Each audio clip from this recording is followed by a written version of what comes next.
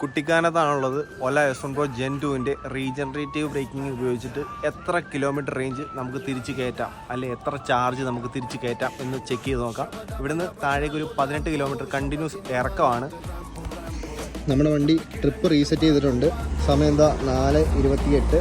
നമുക്ക് 109 kilometre normal മോഡിൽ ഓടാനുള്ള range കാണിക്കുന്നുണ്ട്. പേഴ്സൻറ്റേജ് നോക്കുകയാണെന്നുണ്ടെങ്കിൽ 75% ഉണ്ട്. സോ നമുക്ക് ഇവിടുന്ന് സ്റ്റാർട്ട് ചെയ്യാം.